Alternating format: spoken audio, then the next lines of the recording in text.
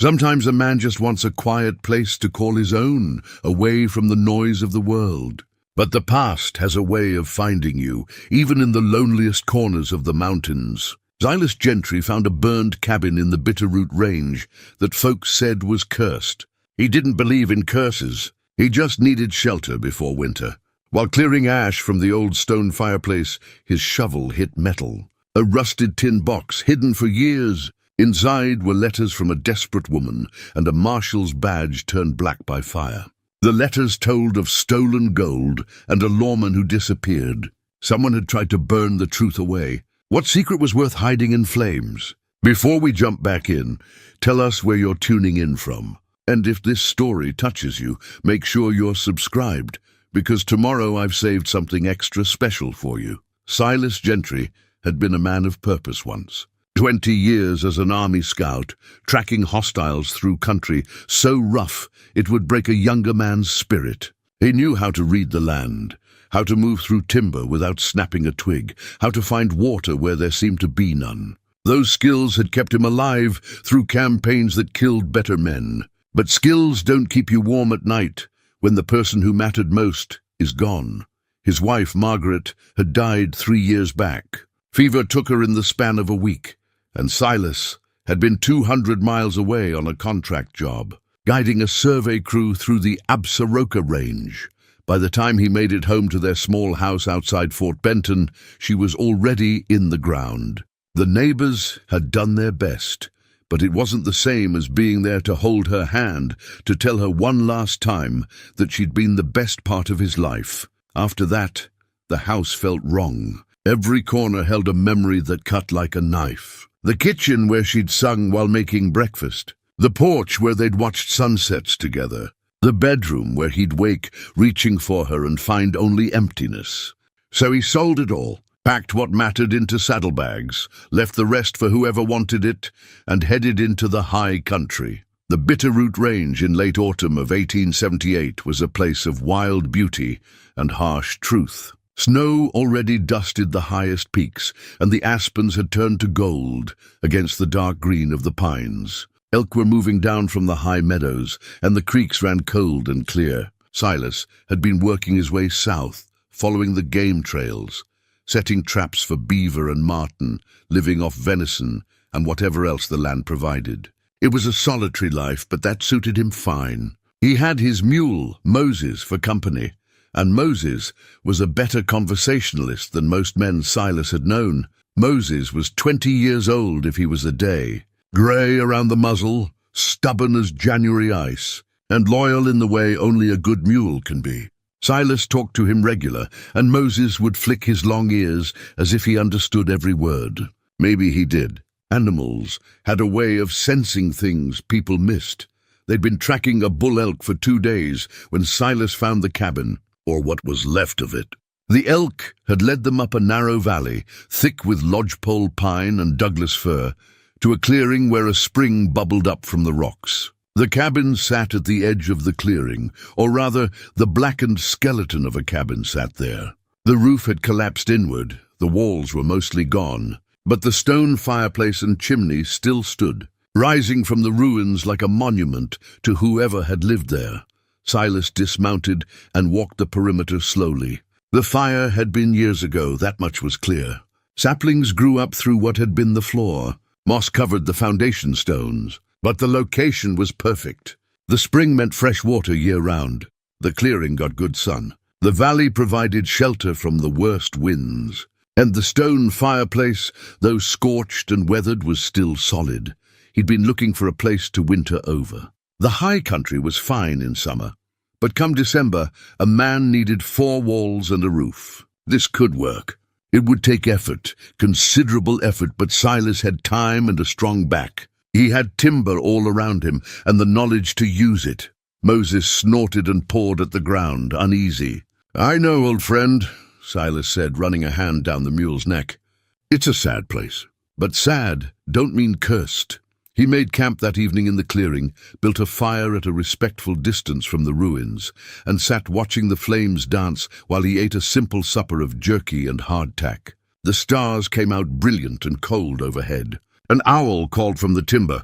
The spring made its quiet music against the stones. The next morning, Silas walked the 3 miles down to the nearest town, a collection of weathered buildings called Bitter Creek. It wasn't much, maybe 30 structures total, but it had a general store, a blacksmith, a saloon, and a land office. That was all a man really needed to know about a place. He tied Moses to the rail outside the general store and went inside. The place smelled of coffee, tobacco, and old wood. Shelves lined the walls, stocked with the necessities of frontier life. A pot-bellied stove radiated heat in the corner. Behind the counter stood a man in his 60s, weathered and lean, with sharp eyes that took Silas's measure in a heartbeat. "Help you?" the man asked. "Need some supplies," Silas said. "Nails, mostly. Some lamp oil. Coffee, if you've got it. Got all that?" The man didn't move. "You passing through? Might be staying a spell. Found an old cabin site up valley. Thinking to rebuild it before the snow flies." Something changed in the man's face. His eyes went flat. Which cabin would that be? One with the stone fireplace still standing. By the spring, maybe 3 miles north, the silence stretched out. Somewhere in the back, a clock ticked. The man finally spoke, his voice careful. "That's old Kern's place. Burned down years back. Most folks leave it be. Why's that?" The man shrugged. "Cursed, they say, bad luck. Man who lived there came to a bad end." Silas met his gaze steady. "I don't put much stock in curses. Your choice." The man turned and started pulling items off the shelves, moving with deliberate slowness. "But don't say you weren't warned." While the man gathered supplies, Silas wandered the store.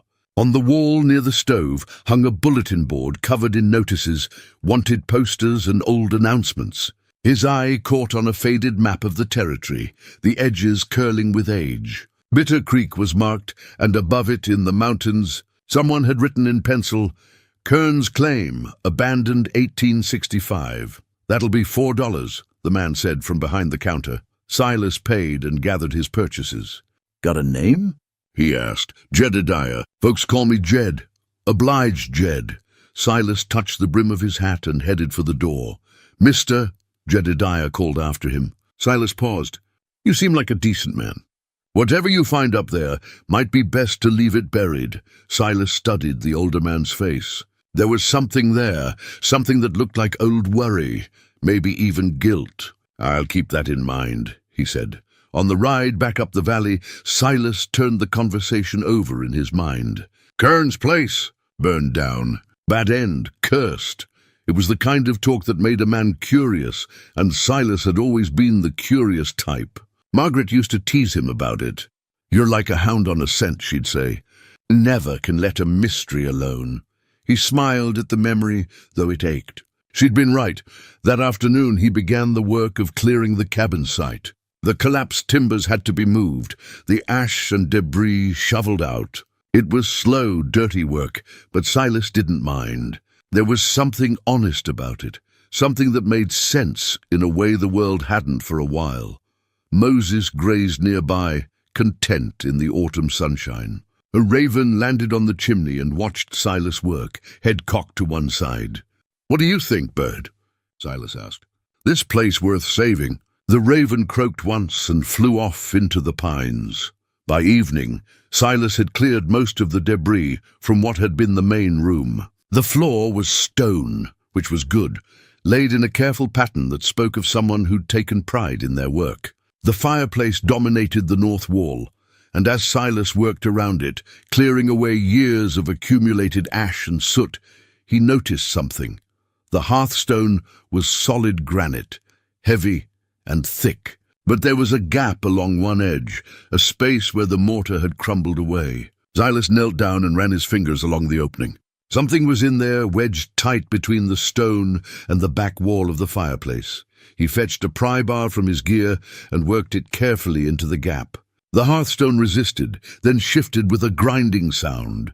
Silas wedged the bar deeper and levered up. The stone lifted, and beneath it he saw the rusted edge of a metal box.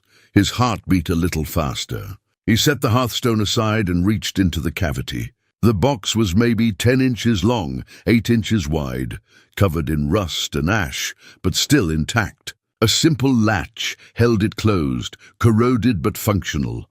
Silas carried it outside into the fading light. Moses raised his head and watched with interest. "Let's see what we've got here, old friend," Silas said. He worked the latch carefully. It took some effort, but it finally gave way with a snap.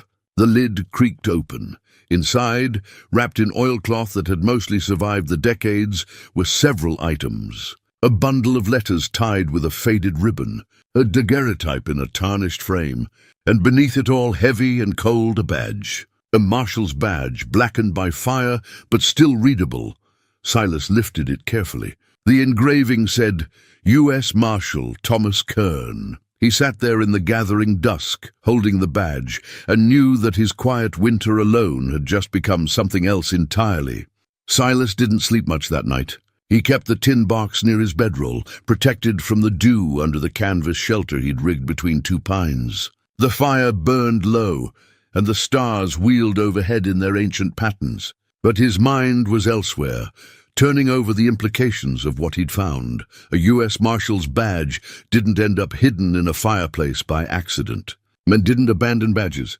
They held onto them with pride, wore them until they were too old or too dead to carry them anymore. The fact that this one was here, concealed and forgotten, meant something had gone terribly wrong for Thomas Kern. When the first light touched the peaks, Silas was already awake, feeding the fire and setting coffee to boil. Moses stood hip-shot nearby, dozing on his feet the way mules do. The morning was cold enough that Silas could see his breath, and frost silvered the grass at the edges of the clearing. He poured coffee into his tin cup and settled back against a log, the box beside him. Time to see what else was in there. He'd only glanced at the contents last night before the light failed, but now, with dawn breaking clear and bright, he could examine everything properly. The letters came out first, still tied with their ribbon. The oilcloth had protected them reasonably well, though the edges were brown with age, and the ink had faded in places. 7 letters in all, each addressed in a woman's careful hand to Thomas Kern, U.S. Marshal. No address beyond that. As if the writer had never intended to send them, or perhaps had kept copies of letters already sent. Silas untied the ribbon carefully and unfolded the first letter. The paper was thin, the kind you could buy at any general store, and the handwriting was educated, precise. It was dated April 15th, 1865. "My dearest Thomas," it began, "I received word today of your appointment as U.S. Marshal for the Montana Territory. I'm so proud of you, though I confess the news fills me with both joy and worry. You have always been a man of principle, and I know you will serve with honor. But these are dangerous times, and the territory is still wild. Please promise me you will be careful." The letter went on to discuss domestic matters, small details of a life Silas could only imagine. A garden planted, a neighbor's illness, hopes for Thomas's return. It was signed, "With all my love, your Catherine." Silas read it twice, hearing the voice of a woman who loved her husband and feared for him. Then he set it aside and picked up the second letter. This one was dated May 3rd, 1865, just weeks after the first. The tone had changed. "Thomas, your last letter troubles me. You write of nothing but this case, this stolen gold. I understand it is important, but you sound obsessed. You barely mention when you might come home. You ask after my health as an afterthought, then fill 3 pages with details about suspects and witnesses. Please, my love, do not let this consume you. No amount of gold is worth losing yourself." Silas felt a chill that had nothing to do with the morning air. He knew this pattern. He'd seen it in soldiers who couldn't let go of a fight, in scouts who pushed too hard and too far. A man could lose himself in pursuit of something, forget what he was really fighting for. The third letter was dated June 10th, 1865. Catherine's handwriting was less steady here, the words more rushed. "You mentioned names in your last letter. Dalton. You said Captain Marcus Dalton and his men are here, living as respectable citizens, and no one questions where their money came from. You said the gold was Confederate payroll, stolen at war's end, when everything was chaos. Thomas, if these men are as dangerous as you believe, please be careful. Do not confront them alone." Silas set down the letter and stared into the fire. Confederate gold, stolen at the war's end. when the South was collapsing and men were desperate. $50,000 could set a man up for life, especially out here, where nobody asked too many questions about a man's past. And if someone came looking, asking uncomfortable questions, well, accidents happened in wild country. The fourth letter was shorter. Dated July 2nd, 1865. Thomas came to me last night and said I must go to the cabin immediately. He would not explain why, only that it was not safe for me to stay in town any longer. He looked frightened, Thomas, who has never been frightened of anything. He made me promise to stay at the cabin, to keep the door barred, to trust no one. He said he would come for me within a week, that he was close to proving everything. I'm writing this as I pack. I do not know what to think, what to feel. I only know that I am afraid. The cabin. This cabin. Catherine had been here, sent here for safety by a husband who knew he was in danger. Silas looked around the clearing, at the ruins he was rebuilding, and felt the weight of history pressing down. She had stood here, frightened and alone, waiting for a man who never came. The fifth letter was dated July 8th, 1865, written in a shakier hand. It has been 6 days. Thomas said a week at most.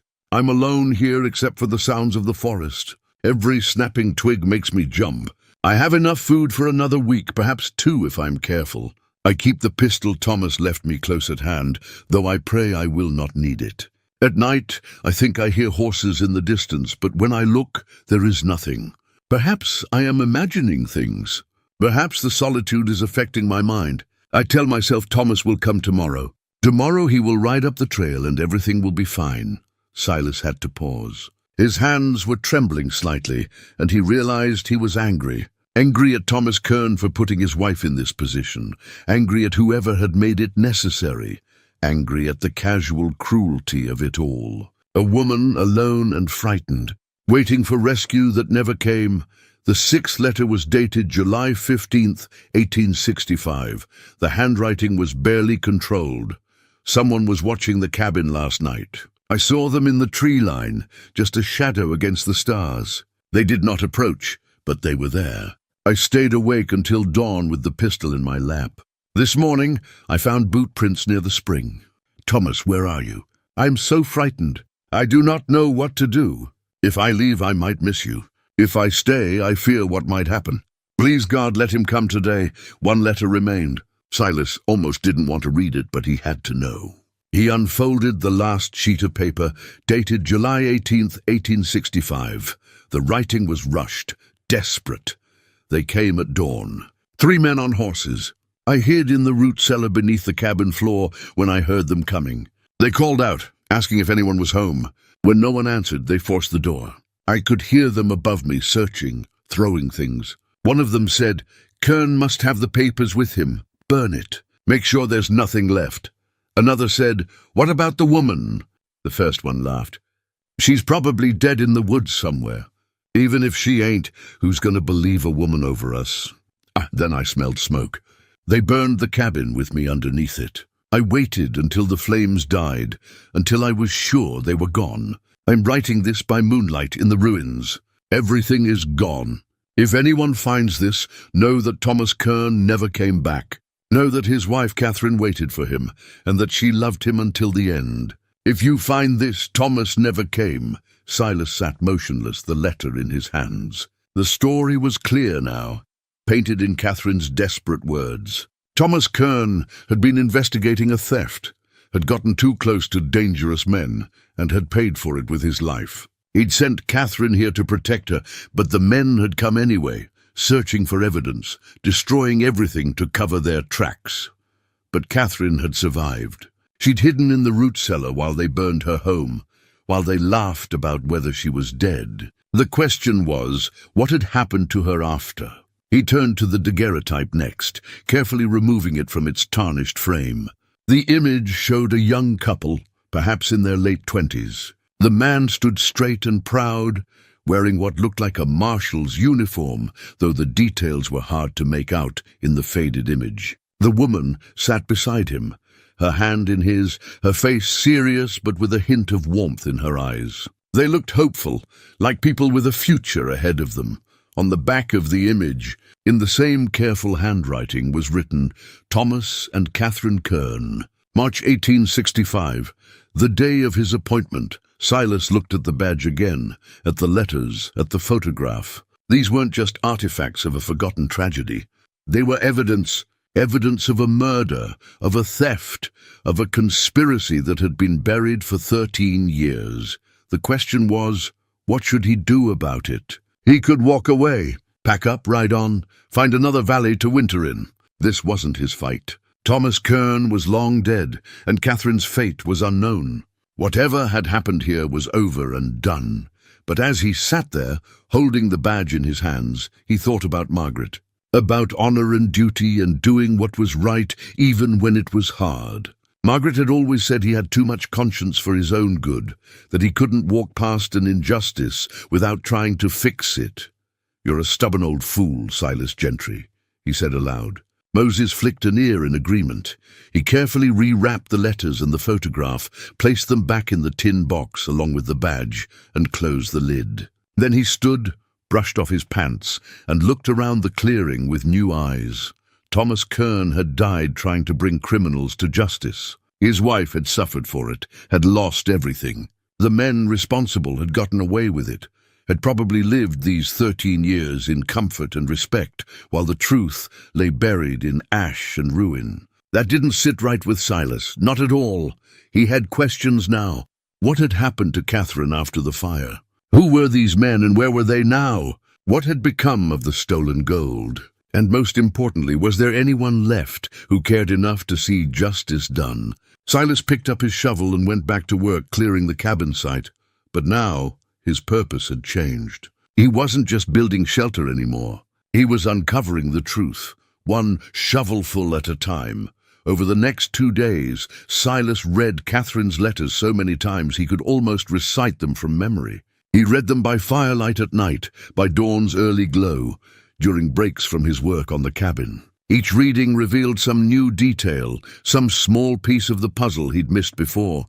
The letters painted a picture of a marriage strained by duty and distance. Catherine had been supportive at first, proud of Thomas's appointment as marshal. But as the case consumed him, her worry had grown. She'd watched her husband transform from the man she loved into someone driven, obsessed, unable to think of anything beyond the stolen gold and the men who'd taken it. Silas understood that transformation. He'd seen it happen to good men, had maybe experienced it himself once or twice. When you were chasing something important, when you were close to the truth, it was easy to forget the people who mattered most. Easy to tell yourself that one more day, one more week, one more lead, and then you'd go home. Then you'd make things right. Only sometimes you ran out of time. He laid the letters out in chronological order on a flat rock near his fire. 7 letters spanning 3 months, from April to July of 1865. The first letter had been full of love and pride. Catherine had written about Thomas's appointment as marshal, about her hopes for their future together. She'd mentioned their small house in Bitter Creek, the garden she was planting, her plans to make curtains for the windows. "I know the work will be dangerous," she'd written, "but I also know that you are careful and brave and true. These qualities are why I love you, even when they take you away from me." The second letter, from early May, had shown the first signs of concern. Thomas had written to her about the case, about the stolen Confederate gold. Catherine had urged him not to let it consume him, to remember that she was waiting for him at home. "The gold has already destroyed the men who stole it," she'd written. "Do not let it destroy you as well." But the third letter, from June, revealed that her words had gone unheeded. Thomas had written to her about suspects, about evidence he was gathering. He'd mentioned Captain Marcus Dalton by name, had described how Dalton and his men were living as respectable citizens in the territory. "Their sudden wealth unquestioned. You said they have a ranch now," Catherine had written. "You said they employ half the county. Thomas, if these men are as dangerous as you believe, please do not confront them alone. Wait for help from the territorial authorities. Promise me," Silas paused at that passage, "a ranch that employed half the county." That meant power, influence, the kind of weight that could crush a lone lawman asking uncomfortable questions. Had Thomas promised to wait for help? Had he kept that promise? The answer seemed to be no. The fourth letter described Thomas arriving at their home late at night, frightened and urgent, telling Catherine she had to leave immediately for the cabin. He'd given her a pistol, supplies, told her to trust no one and wait for him. He said he had proof, Catherine had written. He said he could prove everything, that Dalton and his men had stolen 50,000 in Confederate gold. He said he just needed a few more days to make his case airtight, and then the territorial marshal would have no choice but to act. He kissed me and promised he would come for me within a week. I believed him. 7 days. That was how long Catherine had waited at the cabin before she wrote her fifth letter. By then Thomas was already a day overdue, and her fear was palpable on the page. She'd been alone in the wilderness, jumping at every sound, watching the trail for a rider who never came. The sixth letter, written 8 days after Thomas had sent her to the cabin, described someone watching from the tree line. Footprints near the spring. Catherine had been terrified, trapped between staying and hoping Thomas would come, or leaving and possibly missing him. I do not know what to do, she'd written. Every instinct tells me to run, to flee to safety. But what if Thomas comes and I am not here? What if he is hurt and needs my help? I cannot abandon him, yet I fear I am in terrible danger. And then the final letter, the one that made Silas's blood run cold every time he read it. The men had come at dawn, 3 of them. Catherine had hidden in the root cellar while they searched the cabin, while they discussed burning it to destroy evidence. While they laughed about whether Thomas's wife was already dead, she'd survived the fire by hiding below ground. She'd waited until moonlight to write her final message, a desperate record for whoever might someday find it. And then she'd done something with the letters, had hidden them carefully in the fireplace along with Thomas's badge and their photograph, preserving the evidence and the memory of what had happened, but what had happened to her after that. Silas studied the last letter again, looking for clues. Catherine had written by moonlight in the ruins of the cabin. She'd survived the fire. Where would she have gone from there? Back to Bitter Creek, where the men who'd tried to kill her lived? That seemed unlikely, even dangerous. To another town, perhaps? Into the wilderness to die of exposure? Or had she survived, made a life somewhere else, too frightened to ever speak the truth? There was something else that nagged at him. Catherine had written, if anyone finds this, Thomas never came. Not Thomas is dead or Thomas was killed, but never came. As if she didn't know for certain what had happened to him, only that he'd broken his promise to return. That suggested Thomas's body had never been found, or if it had, it hadn't been identified. The marshal had simply vanished, and his wife had vanished along with him. The cabin had burned, and with it the official story said, any evidence of what had really happened. Except the evidence was right here in Silas's hands. Letters that told of murder and theft and conspiracy. A badge that belonged to a U.S. Marshal who died doing his duty. A photograph of a couple whose future had been stolen from them. Silas looked at the photograph for a long time. Thomas Kern stared back at him from across 13 years, solemn and proud in his marshal's uniform. Catherine sat beside him, her hand in his, her face gentle. They'd looked so hopeful, so certain they had time. I'm sorry, Silas said quietly to the image. Sorry for what happened to you both. But I'm going to find out the truth. I'm going to finish what you started.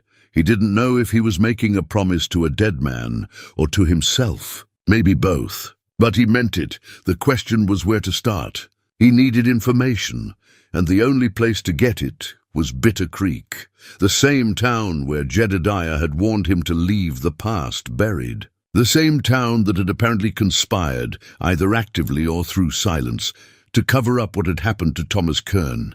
Going back there would be risky. If the men responsible were still around, still powerful, they wouldn't take kindly to someone asking questions. But Silas had spent 20 years navigating dangerous situations. He knew how to be careful, how to ask questions without seeming too curious, how to read people and situations. Besides, he had an advantage. As far as anyone in Bitter Creek knew, he was just a drifter looking to winter over in an old cabin. He'd mentioned finding the place, sure, but he hadn't said anything about finding a tin box full of evidence. For all they knew, he was just a lonely widower looking for shelter. Let them keep thinking that. He repacked the letters carefully, wrapped them in fresh oilcloth from his supplies, and placed them back in the tin box, along with the badge and photograph. Then he dug a hole at the base of a distinctive lightning-struck pine at the edge of the clearing, buried the box deep, and marked the spot in his mind. If anything happened to him, the evidence would still be here waiting. That done, he saddled Moses and headed back down the trail toward Bitter Creek.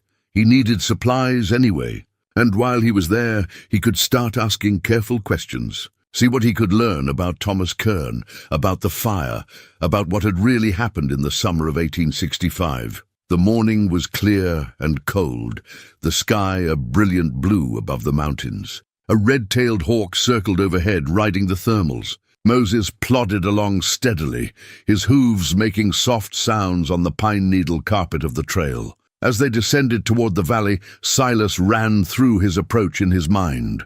He'd be casual, friendly, just making conversation. He'd mention that he was curious about the cabin's history, nothing more. People liked to talk, especially to strangers who seemed harmless. All he had to do was listen, pick up the threads, follow them where they led. He thought again of Margaret, of how she used to say he was too curious for his own good. She'd been right, but she'd also understood that his curiosity came from a sense of justice, a need to see wrongs made right. "This one's for you too, Maggie," he said quietly. "You always did want me to use my stubbornness for something worthwhile." Moses flicked an ear, and together they continued down the mountain toward whatever truth was waiting in the valley below. That night, camped in the clearing under a sky brilliant with stars, Silas couldn't sleep. His mind kept returning to the pieces of the puzzle, trying to fit them together into something that made sense. He had Catherine's letters. He had Thomas Kern's badge. He had Jedediah's reluctant confirmation that Marcus Brennan was likely Marcus Dalton. He had a grave in the woods that probably held a murdered marshal. What he didn't have was proof that would convince a territorial marshal to investigate, let alone arrest one of the most powerful men in Montana Territory. 13 years was a long time. Memories faded, witnesses died or moved on, and physical evidence disappeared. All Brennan had to do was maintain his story, and without compelling proof to the contrary, he'd remain untouchable. Silas rose before dawn and retrieved the tin box from its hiding place beneath the lightning-struck pine. He spread its contents on a flat rock and studied them by the light of his lantern. The letters, the badge, the photograph. What was he missing? He read through the letters again, slowly, looking for details he might have overlooked. In the third letter, Catherine mentioned that Thomas had written to her about his investigation. That meant Kern had kept notes, records of his findings. Where were those notes now? The cabin had burned, but Catherine had managed to save these items. Had she saved anything else? Had Thomas hidden his investigation records somewhere, knowing he might not survive? Silas looked at the fireplace where he'd found the tin box. It had been wedged deep in a crevice, protected from the worst of the fire. Could there be other hiding places? As the sun rose, he began a systematic search of the cabin ruins. He moved slowly, carefully, examining every stone of the foundation, every section of the collapsed walls. The work was painstaking, and twice he had to stop and rest his back, which ached from bending. Around midday, while examining the base of the chimney, he noticed something odd. One of the large foundation stones on the exterior side seemed to sit differently than the others. He got his pry bar and worked at it carefully. The stone shifted, and behind it he found a narrow cavity. Inside the cavity was a leather satchel, wrapped in the same kind of oilcloth as the letters. Silas pulled it out carefully, his heart beating faster. The leather was old, stiff, but intact. He carried it out into the sunlight and opened it. Inside were papers, carefully folded. He unfolded them with shaking hands. They were covered in neat handwriting, the same precise script from the letters. Thomas Kern's hand. The first page was dated May 10th, 1865, and titled, "Investigation into the Theft of Confederate Treasury Funds." Silas read through the document slowly, absorbing every word. Kern had been thorough. He documented the theft of $50,000 in Confederate gold coins, taken from a payroll shipment in the final days of the war. The theft had been carried out by 5 men, Captain Marcus Dalton, Lieutenant James Hartley, and 3 enlisted men named Carson, Price, and Sullivan. The 5 had deserted together, taking the gold with them. They'd been tracked west into the territories, where the trail had gone cold. Then in the spring of 1865, Kern had received a tip that a man matching Dalton's description had appeared in Montana Territory with significant capital. Kern's notes detailed his investigation. He'd talked to merchants who'd sold supplies to Brennan. He'd interviewed men who'd worked for Brennan in the early days. Slowly, carefully, he'd built a case. The timeline matched. Brennan had appeared just weeks after the gold theft, with money to spend, and 4 companions who matched the descriptions of Dalton's men. But more than that, Kern had found a witness. A former Confederate soldier named William Hodges had recognized Brennan as Dalton. Hodges had served under Dalton briefly and was willing to testify. Kern's notes recorded that Hodges was living in a mining camp 40 miles north of Bitter Creek. The final entry in the satchel was dated July 1st, 1865. The day before Kern had sent Catherine to the cabin, I confronted Brennan today. Told him I knew who he was, what he'd done. He denied everything, but I saw the fear in his eyes. He knows I have enough to bring charges. Tomorrow I ride to Helena to meet with the territorial marshal. Hodges has agreed to come with me and give testimony. Once I have official support, I'll return for Catherine. By this time next week, Marcus Dalton will be in custody, and the gold will be recovered. Justice will be done.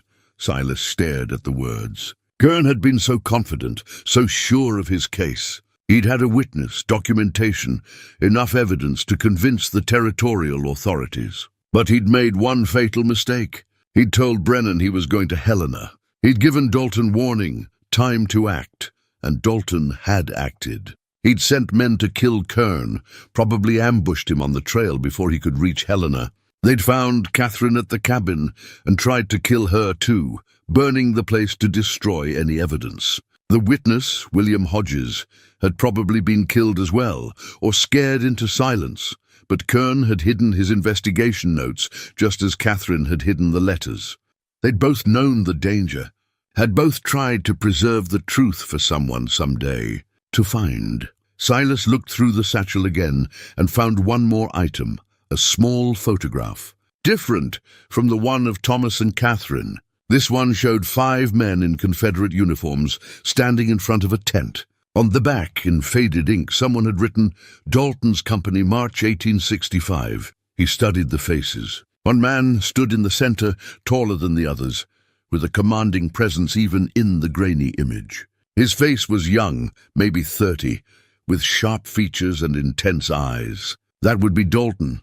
Silas pulled out the photograph from the tin box, the one of Thomas and Catherine. He held them side by side, these 2 images from 13 years ago. Kern and Dalton, the lawman and the thief, frozen in time. One had died pursuing justice. The other had built an empire on stolen gold, but now Silas had everything. The letters, the badge, Kern's investigation notes, the photographs. He had evidence of the theft, of Dalton's identity, of Kern's murder. It might not be enough for a court of law, not after 13 years, but it was enough to bring pressure, to demand investigation, to break the silence that had protected Marcus Brennan for so long. The question was how to use it. If he went to the territorial authorities in Helena, Brennan would hear about it. The man had connections, power. He could make problems disappear. But if Silas confronted Brennan directly, demanded confession or restitution, he'd be putting himself in grave danger. He needed an ally, someone with authority or influence who couldn't be intimidated. But who? Everyone in Bitter Creek was either employed by Brennan or too frightened to stand against him. Silas carefully repacked the satchel and the tin box, then buried them both in separate locations, marking each hiding spot in his mind. If something happened to him, the evidence would still be here, waiting. As he worked, a thought occurred to him. Catherine's last letter had said, "If anyone finds this, Thomas never came." But what if Catherine had survived the fire and escaped? What if she was still alive somewhere, the only living witness to what had happened? It was a slim hope, but it was something. If he could find Catherine Kern, if she was still alive after 13 years, her testimony combined with the evidence would be impossible to ignore. The question was where to start looking. Catherine had been alone, frightened, hunted. Where would a woman in her position go? Not back to Bitter Creek, not to anywhere Dalton's men might find her. She'd have to disappear, change her name, start over somewhere new. But she'd also been Thomas Kern's wife, married to a lawman. She'd have wanted justice, even if she'd been too frightened to seek it immediately. She'd have held on to hope that someday, somehow, the truth would come out. Silas made his decision. He'd keep working on the cabin, maintaining his cover as a stubborn drifter. But he'd also start searching for Catherine Kern, quietly, carefully. If she was alive, he'd find her. And together, they'd finish what Thomas Kern had started. Over the next week, Silas worked on the cabin during the day and searched the ruins more carefully at night. If Catherine had survived the fire by hiding in the root cellar, that cellar might hold more clues. The problem was finding it. The fire and 13 years of weather had obscured almost everything. He approached the task methodically, the way he'd been trained as a scout. Root cellars were typically dug near the main cabin for easy access, usually on the north side, where the earth stayed cooler. They needed good drainage and solid walls. He looked for depressions in the ground, places where the earth might have settled over a hollow space. On the 8th day, while clearing debris from the north side of the foundation, his shovel broke through into empty space. He knelt down and carefully enlarged the opening, revealing a hole about 4 feet deep. The root cellar, partially collapsed but still intact. Silas lowered himself down carefully, testing the earthen walls before trusting his weight to them. The space was small, maybe 6 feet by 8 feet, with shelving built into the walls. Most of the shelves had rotted away, and the few jars that remained were broken. But in the far corner, wedged behind a fallen timber, he saw something that didn't belong. He pulled it free carefully. It was a book, wrapped in oilcloth like the other items. A journal, bound in leather, with a clasp that still worked. His hands trembled as he opened it, the first page. In Catherine's handwriting, Personal Diary of Catherine Ann Kern. If found, please deliver to my family in St. Louis, Missouri. Silas climbed out of the cellar and sat in the sunlight, the diary in his hands. This was it. Catherine's own account of what had happened. He opened to the first entry, dated April 1st, 1865, just 2 weeks before Thomas had been appointed marshal. The early entries were ordinary. Catherine wrote about daily life, about her hopes for their future, about small domestic concerns. She mentioned friends in St. Louis, her parents, sisters. She wrote about being excited to start a new life in Montana Territory with Thomas. But as Silas read forward, the entries changed. Catherine's worry about Thomas's obsession with the gold case grew with each page. She wrote about arguments, about nights Thomas didn't come home, about the way he'd changed from the man she'd married. Then came the entry from July 3rd, 1865, the day after Thomas sent her to the cabin. I am at the cabin, as Thomas insisted. He came to our home after midnight, woke me from sleep. His face was pale, his hands shaking. He said I had to leave immediately, that I was in danger. He gave me his pistol and told me to shoot anyone who approached except him. When I asked what was happening, he would only say that he'd confronted Brennan, that he knew everything, and that Brennan knew he knew. He said he was riding to Helena at dawn to meet with the territorial marshal. He made me promise to stay here, to tell no one where I was, to wait for him. He held me so tightly. I knew he was frightened, though he tried to hide it. That frightened me more than anything. Silas read on, through entries that matched the letters he'd already found. Catherine's growing fear, her isolation, her desperate hope that Thomas would return. Then came the entry from July 18th, 1865, the day the cabin burned. I heard them coming at dawn. 3 horses. I looked through a crack in the door and saw 3 men, rough-looking, with guns. They called out, asking if anyone was home. I remembered Thomas's words about trusting no one. I remembered the pistol in my hand. I didn't answer. They forced the door. I could hear them above me in the cabin, searching, throwing things. One of them said Kern must have the papers with him. Another said to burn everything, make sure nothing was left. Then one laughed and said, "What about the woman?" "Oh, the first man said I was probably dead in the woods." They laughed about it. Then I smelled smoke. Silas read the next part slowly, his chest tight. The cabin burned above me. I could hear the timbers cracking, feel the heat. Smoke came down through the floorboards. I thought I would die there, suffocate in the darkness. But there was a gap in the cellar wall, a place where the earth had pulled away from the stones. I dug at it with my hands, making it wider. The men were outside, watching the cabin burn.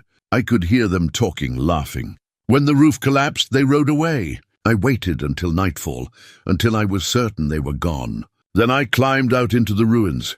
The next entry was longer, written in a shakier hand. I am alive, but I do not know for how long. The cabin is gone. Everything I brought with me is ash. But I saved Thomas's investigation papers and his badge, the things he'd hidden in the fireplace before he sent me here. I saved our photograph. I wrote letters in case something happened, in case I died before I could tell anyone the truth. I hid everything carefully.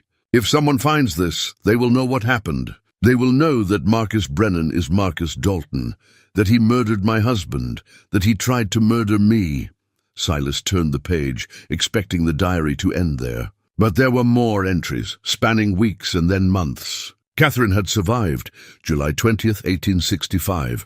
I walked east through the mountains. I avoided trails, stayed in the timber. I'm weak from hunger and fear, but I am alive. I keep moving. July 25th, 1865. I reached a mining camp. I told them my name was Catherine Wells, that I was widowed, that I'd gotten lost in the mountains. They believed me. If family took me in, gave me food and shelter, they asked no questions. I am grateful. August 10th, 1865. I received devastating news today. I'm carrying Thomas's child. I'm 2 months along, perhaps 3. I had suspected but was not certain. Now I am. This changes everything. I cannot seek justice now. If I go to the authorities, if I testify against Brennan, I put my unborn child at risk. Brennan's men will hunt me. They will kill me and the baby both. I cannot allow that. Thomas's child is all I have left of him. This baby must live. Silas stopped reading, overcome. Catherine had been pregnant. She'd survived the fire, escaped through the mountains, only to realize she was carrying Thomas Kern's child. She'd made an impossible choice, justice or survival. She'd chosen survival. The diary entries continued, chronicling Catherine's life in the mining camp, her pregnancy, her decision to stay silent about what had happened. She wrote about the guilt, about feeling like she was betraying Thomas by not speaking up. But she also wrote about feeling the baby move inside her, about the fierce need to protect this new life. October 15th, 1865. I felt the baby kick today, a strong kick determined, like his father. Yes, I think it is a boy. I will name him Samuel, Samuel Thomas Kern. Though the world will know him as Samuel Wells, I will tell him the truth when he is old enough to understand. I will tell him his father was a hero who died pursuing justice. I will tell him everything. The entries became less frequent after that. Catherine wrote about Samuel's birth in March 1866, about the challenges of raising a child alone, about the constant fear that someone would recognize her. She moved from the mining camp to a small settlement, then to Helena, always careful, always watchful. The last entry was dated November 1876, more than a year ago. Samuel is now 10 years old. He is strong and good and kind, so much like his father. He knows nothing of the truth. I've protected him by staying silent, by living a quiet life far from Bitter Creek, but I am tired of carrying this secret. I'm tired of letting Marcus Brennan live in comfort while Thomas lies in an unmarked grave. I've decided that when Samuel is grown, when he is old enough to protect himself, I will tell him everything. I will give him this diary, Thomas's badge, the letters and papers. I will give him the choice I never had, whether to seek justice or let the past remain buried. Whatever he chooses, I will support. But he deserves to know the truth about his father. He deserves to know that Thomas Kern was a man of honor who died fighting for what was right. That was the final entry. Silas closed the diary and sat in silence for a long moment. Catherine had survived. She'd raised Thomas Kern's son in secret, protecting him from the truth to keep him safe. She'd lived with the guilt and the fear for more than 11 years, waiting until Samuel was old enough before giving him the choice. But the diary had never been given to Samuel. It had remained hidden in the root cellar all these years, which meant one of two things. Either Catherine had died before she could tell her son the truth, or she'd changed her mind and decided to let the past stay buried. Silas needed to know which. He needed to find Samuel Kern, or Samuel Wells, as the world knew him. The boy would be around 12 or 13 now, if he was still alive. If Catherine had died, he might have been taken in by relatives, or ended up in an orphanage, or made his own way in the world. But somewhere out there was the son of Thomas and Catherine Kern, a living witness to this story. A boy who had every right to know the truth about his parents, about his father's heroism and his mother's courage. Silas looked at the diary again, at Thomas Kern's badge, at all the evidence he'd gathered. He wasn't just investigating a cold case anymore. He was pursuing the truth on behalf of a child who'd been denied his heritage, his history, his name. That changed everything. He carefully wrapped the diary and added it to the hidden evidence. Then he made a decision. Tomorrow, he would ride to Helena and start searching for Catherine Wells and her son Samuel. It was a long shot. 11 years was a long time, and people moved, disappeared, died. But he had to try, because this wasn't just about justice for Thomas Kern anymore. It was about a boy's right to know who his father was. It was about giving Samuel the truth his mother had wanted him to have.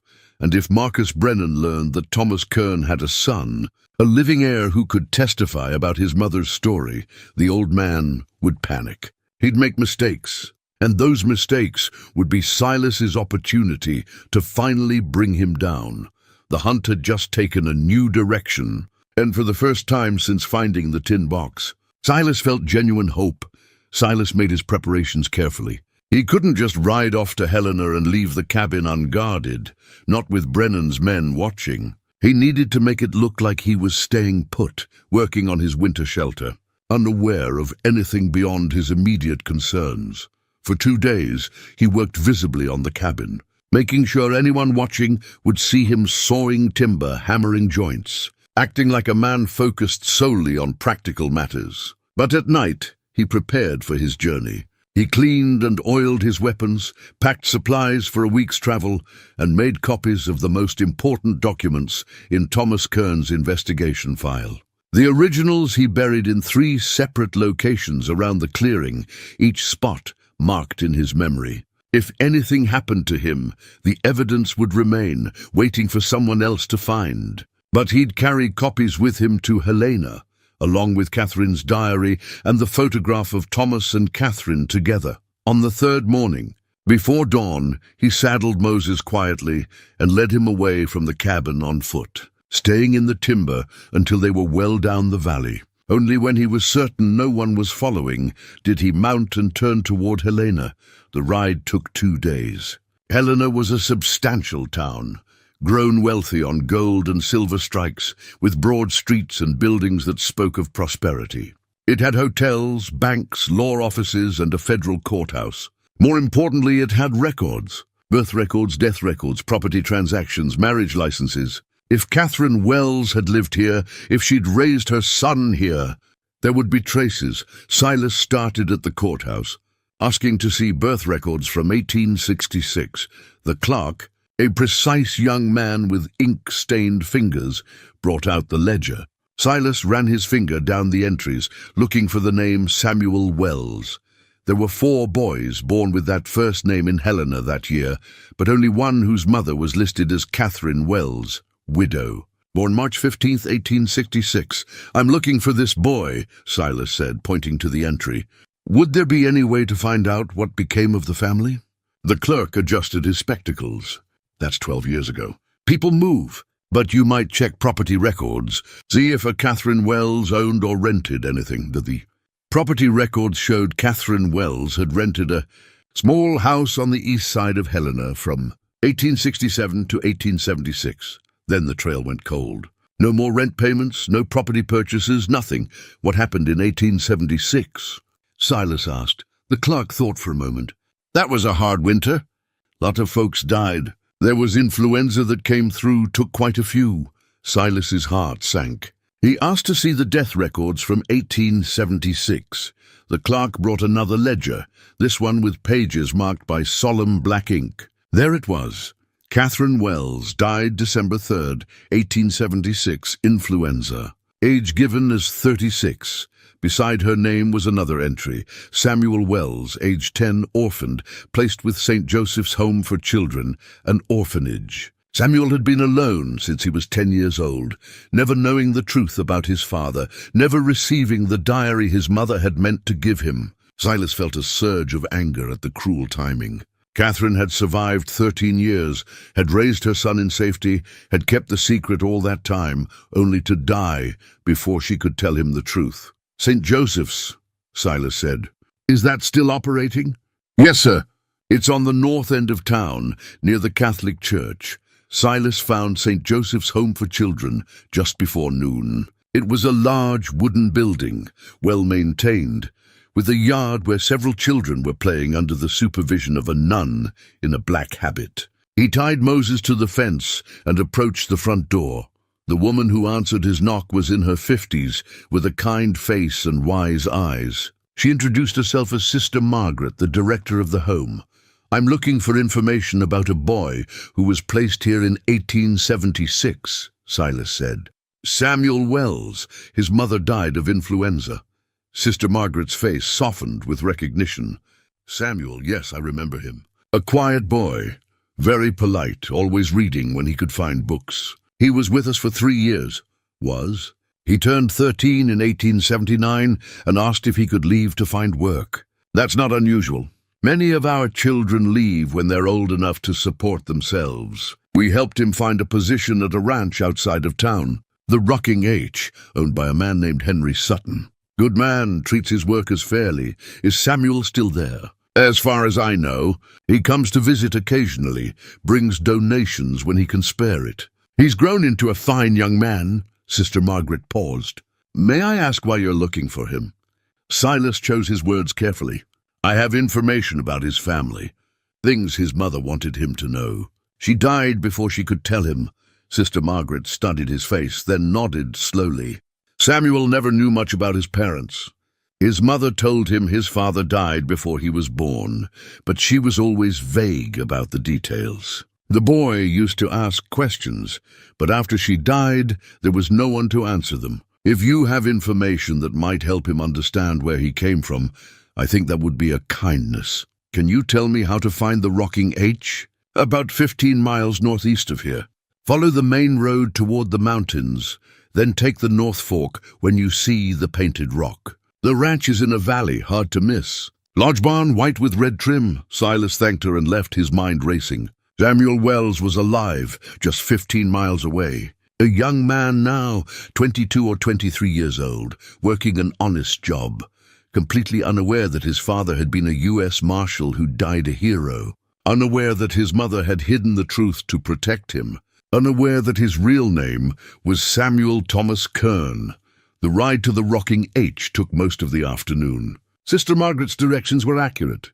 The ranch sat in a broad valley with good grass and a creek running through it. The barn was exactly as she'd described, and near it stood a solid ranch house and several outbuildings. Silas rode up to the main house and dismounted. A man in his 50s came out onto the porch, sizing him up with a rancher's practiced eye. Help you. Name's Silas Gentry. I'm looking for a man named Samuel Wells. Sister Margaret at St. Joseph's said he works here. The rancher, who Silas assumed was Henry Sutton, nodded. Sam's one of my hands. Good worker, reliable. He in some kind of trouble? No trouble. I have information about his family that I need to share with him. Sutton studied him for a moment, then called toward the barn. Sam got a visitor. A young man emerged from the barn, brushing hay from his shirt. He was tall, perhaps 6 feet, with dark hair and a lean build. As he walked closer, Silas's breath caught. The resemblance was unmistakable. Samuel had his father's eyes, his father's strong jawline. Looking at him was like seeing Thomas Kern's photograph come to life. Samuel approached, curious but wary. "You wanted to see me?" "Samuel Wells?"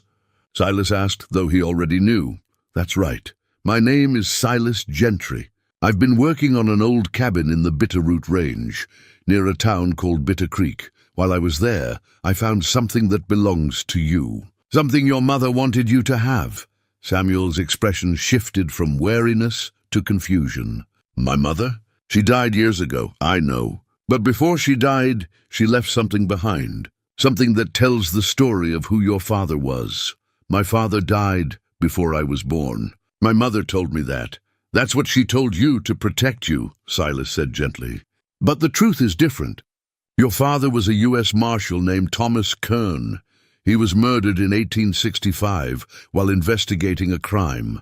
Your mother survived the fire that was meant to kill her, and she raised you under a different name to keep you safe." Samuel stared at him, his face going pale.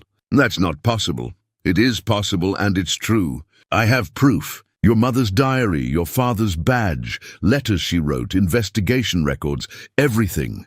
Silas pulled the photograph from his pocket, the one of Thomas and Catherine. "This is your parents on the day your father was appointed marshal." Samuel took the photograph with shaking hands. He stared at the image for a long moment. "This is my mother," he said quietly. "I recognize her face. I have one photograph of her, taken when I was small. This is definitely her." He looked at the man in the photograph. "And this is my father, Thomas Kern, U.S. Marshal. He died trying to bring criminals to justice. Your mother survived long enough to raise you, but she died before she could tell you the truth." Samuel looked up, his eyes wet. "Why are you telling me this? Why now?" "Because I found the evidence, and I believe your father deserves justice. But more than that, I believe you deserve to know who you are, who you really are. Your mother wanted you to have this information when you were old enough. She wrote it all down, kept it safe, meant to tell you. She just ran out of time." Henry Sutton had been listening from the porch. He came down now, putting a hand on Samuel's shoulder. "Sam, why don't you and Mr. Gentry come inside?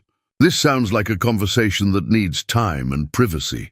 They sat in Sutton's parlor, and Silas told the whole story. He showed Samuel the diary, read passages aloud. He explained about the stolen Confederate gold, about Marcus Dalton, who became Marcus Brennan, about how Thomas Kern had been murdered and Catherine had barely escaped. He told about finding the cabin, the hidden evidence, the grave in the woods. Samuel listened to it all, his face a mixture of shock, grief, and growing anger. When Silas finished, the young man sat in silence for several minutes. "My whole life," Samuel finally said, "I thought I was nobody, an orphan with no history, no family, nothing. My mother never talked about where we came from or who my father was. I thought he must have been someone she was ashamed of, or maybe someone who'd abandoned us. I never imagined this. Your mother loved your father deeply," Silas said, "and she loved you enough to sacrifice justice to keep you safe. That took courage. And now," Samuel asked, "what happens now?" "That's up to you. The evidence exists. Your father's investigation notes, your mother's testimony in her diary, physical proof of what happened. With your testimony about your mother's story, we might be able to bring charges against Marcus Brennan. But it won't be easy. He's powerful, wealthy, connected, and it could put you in danger."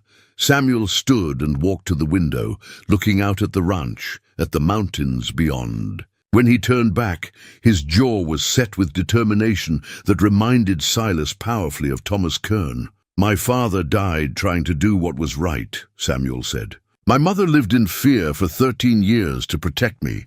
I'm not going to let their sacrifices be for nothing. Whatever it takes, whoever this Brennan is, he needs to answer for what he did.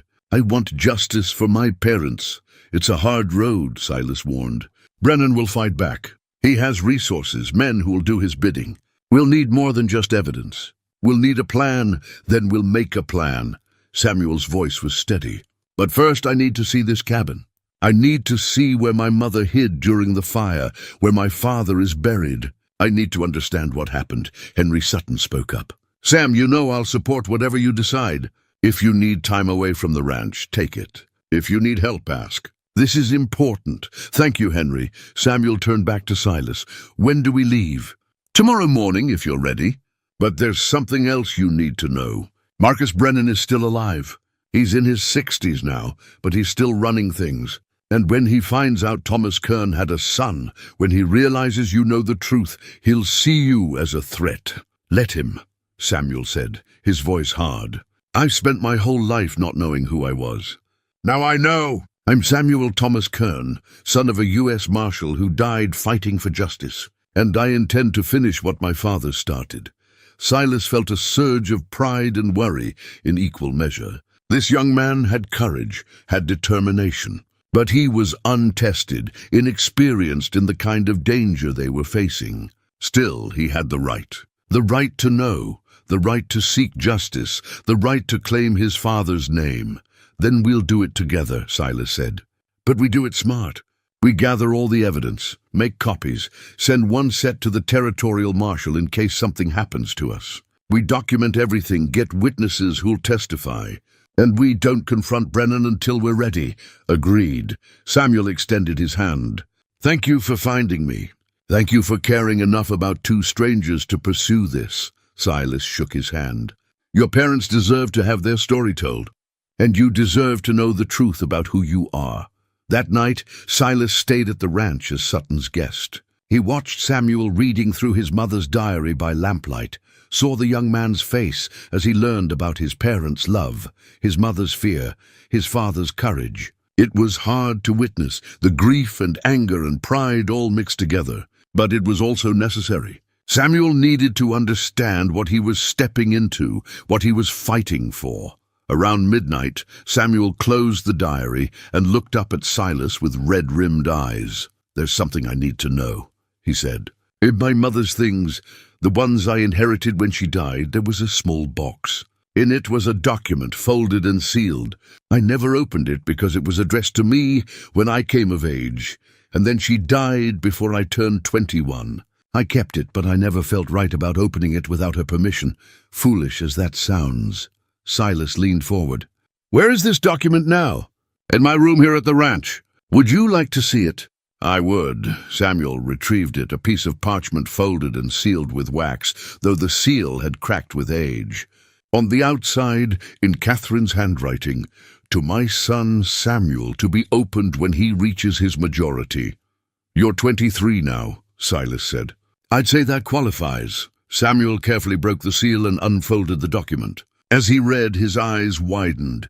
"It's a land deed, to the cabin property, in my father's name, Thomas Kern, and below it my mother added a note. This land is yours by right of inheritance. It is all I have to give you of your father's legacy. When you are ready, claim it. Build on it. Make it a place of peace, not sorrow. Your loving mother, Catherine." Silas felt the pieces clicking into place. "That means you're the legal owner of the land Marcus Brennan claims. That gives us leverage. He can't just threaten to run you off property that's legally yours." "More than that," Samuel said, a fierce light in his eyes.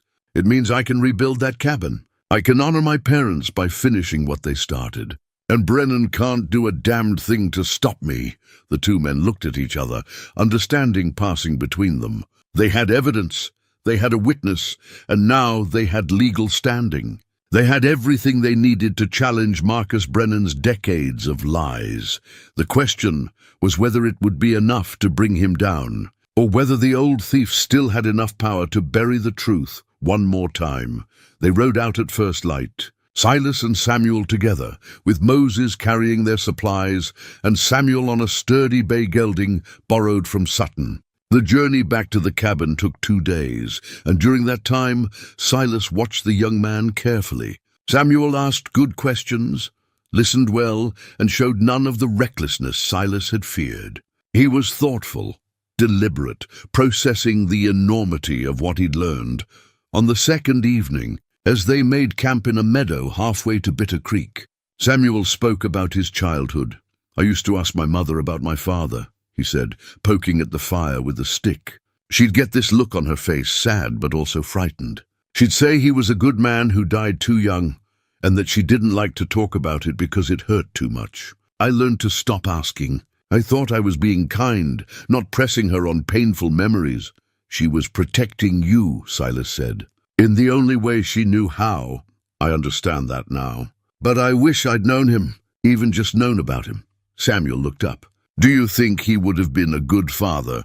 From everything I've learned about Thomas Kern, he was a man of principle and courage. He fought for what was right, even when it cost him everything. I think he would have been an excellent father. And my mother, you never knew her, but from the diary, she was remarkable, Silas said firmly. She survived a fire meant to kill her, escaped through wilderness alone, raised you by herself, all while carrying a secret that could have gotten you both killed. She was stronger than most soldiers I've known. Samuel was quiet for a moment. I have their courage in me, then. I'll need it. The next afternoon they reached the cabin. Samuel dismounted slowly, taking in the half-rebuilt structure, the clearing, the mountains rising beyond. His eyes were wet. This is where they lived, he said quietly. Where my mother waited for my father. Where she hid to survive. Silas showed him everything. The fireplace where the tin box had been hidden. The root cellar where Catherine had sheltered during the fire. The grave in the woods, beneath the lightning-struck spruce. Samuel stood at that grave for a long time, hat in hand, saying goodbye to a father he'd never known. Then Silas retrieved all the hidden evidence. The letters, the badge, the investigation notes, the photographs, the diary. He spread them out on a flat rock, and Samuel examined each piece carefully, reverently, as if handling sacred relics. This is my father's badge, Samuel said, holding it up to the light. The blackened metal gleamed dully. He wore this. He carried the weight of the law with this. And now you carry his legacy, Silas said. The question is what we do with it. We take it to Marcus Brennan, Samuel said, his voice steady. We show him what we have. We give him the chance to confess, to make restitution. And if he refuses, we take it to the territorial marshal in Helena. He won't confess. Men like him don't. Then we go to Helena. But we give him the chance. We do it right, the way my father would have wanted. Silas considered the young man's words. There was wisdom there, and honor. All right. But first we make copies of everything. We send one set to Helena today by courier. That way, if Brennan tries anything, the evidence still exists. How do we get a courier out here? There's a man in Bitter Creek, runs the telegraph office. Name's Paulson. He's not on Brennan's payroll, and he's trustworthy. I'll ride down tonight, arrange it. They spent the afternoon carefully copying Thomas Kern's investigation notes, transcribing key passages from the diary. Samuel's handwriting was neat and careful, learned from the nuns at St. Joseph's. He worked with focus, as if this documentation was itself an act of justice. By evening, they had a complete set of copies. Silas wrapped them in oilcloth, sealed them, and addressed the package to the territorial marshal in Helena. I'll be back before midnight, he said, swinging into Moses's saddle. Keep the rifle close, stay alert. If anyone comes, anyone at all, don't confront them. Disappear into the timber and wait for me. I'll be careful, Samuel promised.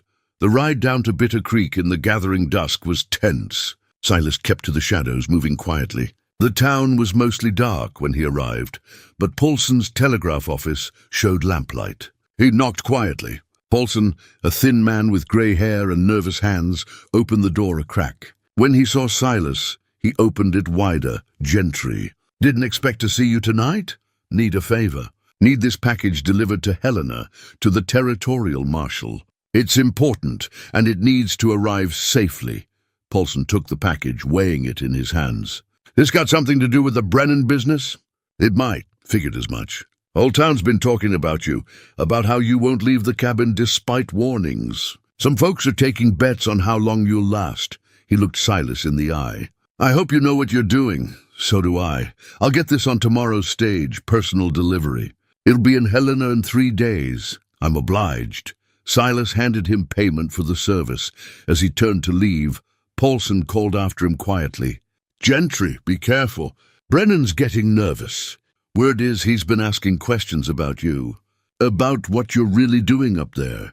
Let him ask, Silas said, and rode back into the night. When he returned to the cabin, Samuel was waiting by a small, carefully concealed fire. All set?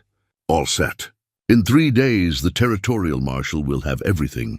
Now we wait 1 more day for the package to get far enough away that Brennan can't stop it. Then we make our move. Samuel nodded, his young face serious in the firelight.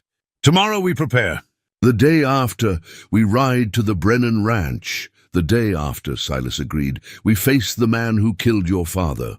The Brennan Ranch sprawled across the valley floor like an empire. From the ridge above, Silas and Samuel could see the main house, large and well-built, the barn that could house 40 horses, the bunkhouse for the ranch hands, corrals and outbuildings stretching across good grassland. This was what 50,000 in stolen gold had built, a legacy of prosperity founded on murder and theft. Impressive, Samuel said quietly. My father's death bought all this. Your father's death and the silence of everyone who knew the truth, Silas replied. But silence ends today. They rode down openly, making no attempt at concealment. This was a formal visit, a reckoning. They wore their best clothes, rode straight-backed, carried themselves with the dignity of men on righteous business. Silas had his rifle in its scabbard but hoped he wouldn't need it. Samuel wore no weapon per their agreement. This was about truth, not violence. Ranch hands stopped their work to watch as the 2 strangers rode up to the main house. A man Silas recognized, Cole Brennan, the foreman, stepped out of the barn, his hand automatically going to his pistol. Gentry, Cole said, his voice hard. I warned you. This isn't about the cabin, Silas replied calmly. We're here to speak with Marcus Brennan. It's a matter of justice that's been waiting 13 years. Cole's eyes narrowed. The old man don't take visitors. He'll take us. Samuel spoke for the first time, his voice clear and steady. Tell him Thomas Kern's son is here. The effect was immediate. Cole's face went pale, and for a moment he seemed frozen. Then he turned and walked quickly to the house, disappearing inside. Silas and Samuel waited, sitting their horses quietly. More ranch hands gathered, sensing something significant was happening. The air felt charged, electric with tension. After several minutes, Cole emerged, followed by an older man who walked with a cane but still carried himself with authority. Marcus Brennan was tall despite his years, with white hair and a face that might have been called distinguished if you didn't know what lay behind it. His eyes, when they fixed on Samuel, showed shock and something that might have been fear. You say you're Thomas Kern's son, Brennan said, his voice controlled. Kern had no son. He did, Samuel replied. Born 6 months after you murdered him. Raised by my mother Catherine, who survived the fire you set to kill her. Brennan's jaw tightened. That's quite an accusation, young man. Kern died 13 years ago. Could have been anything. Indians, outlaws, an accident. It wasn't, Silas said, pulling out the leather satchel. We have Thomas Kern's complete investigation notes. We have Catherine Kern's diary describing the day your men came to burn the cabin while she hid in the root cellar. We have letters, photographs, and physical evidence. We know you're really Marcus Dalton, Confederate captain who stole 50,000 in gold at war's end. We know everything. For a long moment, Brennan said nothing. The ranch hands had drawn closer, listening. Cole's hand was on his pistol, but he seemed uncertain. This wasn't a situation that could be solved with violence, not with so many witnesses, not with accusations spoken so openly. You have no proof, Brennan finally said, but his voice lacked conviction. We have all the proof needed, Samuel said, and copies of that proof are already in Helena on their way to the territorial marshal. We came here first to give you a chance to confess, to tell the truth, to make whatever peace you can with what you've done. You took my father from me before I was born. You tried to kill my mother. You've lived 13 years on blood money, while my parents lay in unmarked graves. I want to hear you say it. I want to hear you admit what you did. The old man's face worked, emotions warring across it. Pride, fear, anger, and perhaps something that might have been regret. The silence stretched out, broken only by the wind moving through the grass, the distant sound of cattle lowing. I was a different man then, Brennan finally said, his voice barely above a whisper. The war had just ended. Everything was chaos. We took the gold because we believed the Confederacy owed us for our service. We came west to start over, and my father, Samuel pressed. Tell me about him. Brennan's shoulders sagged. Kern was relentless. He tracked us for months, gathered evidence, interviewed people. He was going to destroy everything we'd built. I sent men to warn him off, to scare him, but he wouldn't stop. He said he had a witness, that he was going to Helena to bring federal marshals. He stopped, unable to continue. You had him killed, Samuel finished. Say it. I had him killed, Brennan admitted, the words falling like stones. I didn't want to, but I couldn't let him take everything. We ambushed him on the trail to Helena, made it quick. Then we went to the cabin for any evidence he'd left behind. We didn't know his wife was there. We just wanted to destroy the cabin, eliminate anything that could connect us to the gold. My mother was there, Samuel said, his voice shaking with controlled fury. She hid in the cellar while you burned her home. She heard your men laugh about whether she was dead. I didn't know. Brennan looked at Samuel with haunted eyes. I swear I didn't know she was there. Didn't know she survived. Didn't know about you. If I had known, you would have killed us both, Samuel finished coldly. Brennan had no answer to that. He stood there exposed and broken, his empire built on theft and murder finally revealed for what it was. Around them, the ranch hands shifted uncomfortably. Some looked shocked, others angry. Cole Brennan's hand had fallen away from his pistol, his face sick with the realization of what his employer truly was. The territorial marshal is already reviewing the evidence, Silas said. Federal marshals will be here within the week. You can run, or you can face justice. But either way, the truth is known now. Thomas Kern's name will be cleared. His son will inherit the land that's rightfully his. And you'll answer for what you've done. Marcus Brennan looked at Samuel one last time, and in that look was acknowledgement, guilt, and something that might have been sorrow. Your father was a good man, he said quietly. Better than I ever was. I'm sorry. Then he turned and walked back into his house, an old man finally facing the weight of his sins. 6 weeks later, Silas stood in the clearing, watching Samuel drive the last nail into the cabin's new door.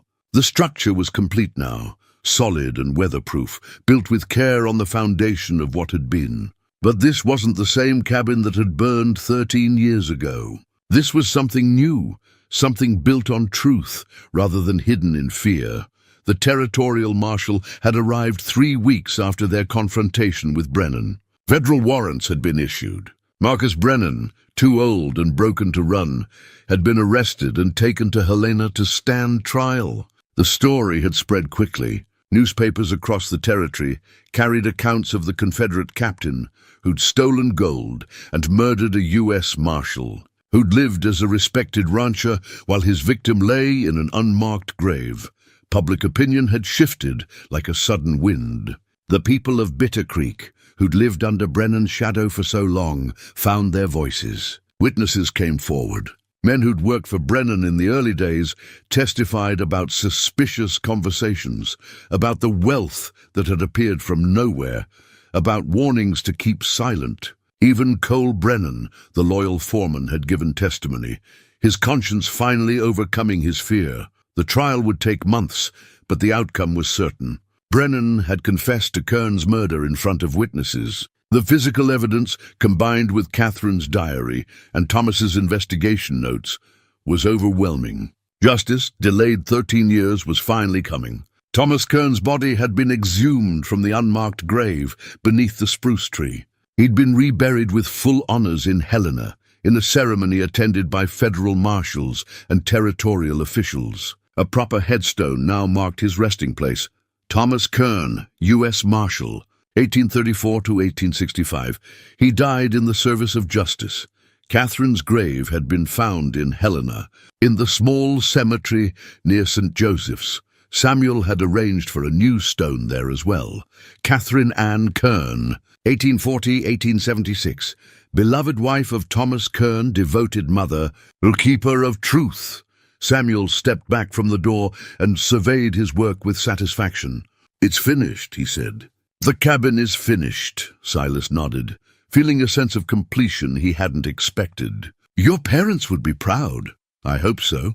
Samuel walked to where two items now hung on the wall beside the fireplace. Thomas Kern's badge, cleaned and polished, gleaming in its rightful place of honor, and below it the photograph of Thomas and Catherine on their wedding day, preserved in a new frame.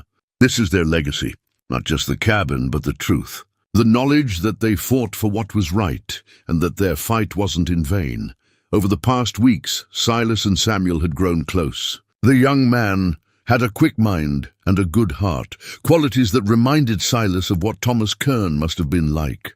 They'd worked side by side rebuilding the cabin, and in the process had become something like family. "What will you do now?" Silas asked. "Stay here or go back to the Rocking H." Samuel was quiet for a moment, looking around the clearing. "Henry Sutton offered me a partnership in his ranch. Said I'd earned it with my work over the years. It's a generous offer, more than I deserve, but this is my father's land. This is where my mother waited for him, where she survived, where she kept me safe by staying silent. I think I need to be here, at least for a while. To honor them both." "It's isolated," Silas warned. "Winters are hard." "You'd be alone," Samuel smiled. "I've been alone most of my life, but I was thinking maybe I wouldn't have to be. The cabin's big enough for two, if one of them was a stubborn old scout who didn't have anywhere better to be." Silas felt something warm bloom in his chest. He'd been wondering what came next for him, where he'd go when this was finished. He'd set out to winter alone, to grieve in solitude. But somewhere along the way, in pursuing justice for strangers, he'd found purpose again. He'd found something worth caring about. "I might know someone like that," Silas said gruffly. "Comes with a mule, though, non-negotiable." "Moses is welcome," Samuel said, grinning. "We'll need him for hauling supplies." They shook hands, sealing the agreement. It wasn't the ending Silas had imagined when he'd first found the burned cabin. But it was a good ending, the right ending. Two men who'd both lost family, finding a new kind of family in each other. A legacy preserved and honored. Justice served, even if it came late. That evening, they sat on the porch of the completed cabin as the sun set over the Bitterroot Range. The mountains were turning purple in the fading light, and the first stars were appearing overhead. Moses grazed peacefully nearby, content in the way only a well-fed mule can be. "I've been thinking," Samuel said, "about what my mother wrote in her diary.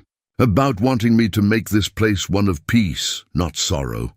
"It can be both," Silas said. "Peace earned through facing sorrow, through not running from hard truths. I think you're right." Samuel pulled out his father's pocket watch, the one Catherine had kept all those years. He wound it carefully, and it began to tick, steady and sure. "This watch stopped when my father died. Now it's running again. That seems fitting somehow." "It does," Silas agreed. "Your father's work is finished. His name is cleared. His son knows the truth. The watch can keep time again." They sat in comfortable silence as darkness fell, and the cabin windows glowed warm with lamplight. It was a peaceful scene, this remote mountain clearing with its new cabin standing where an old one had burned. But the peace had been earned, paid for with courage and truth, and the willingness to see justice done, even after 13 years. Somewhere, Silas thought, Thomas and Catherine Kern were at peace too. Their story had been told. Their son knew who they were. The fire that was meant to bury the truth had instead preserved it, hidden but not destroyed, waiting for the right person to find it. And he had. A lonely mountain man looking for shelter had found something far more important.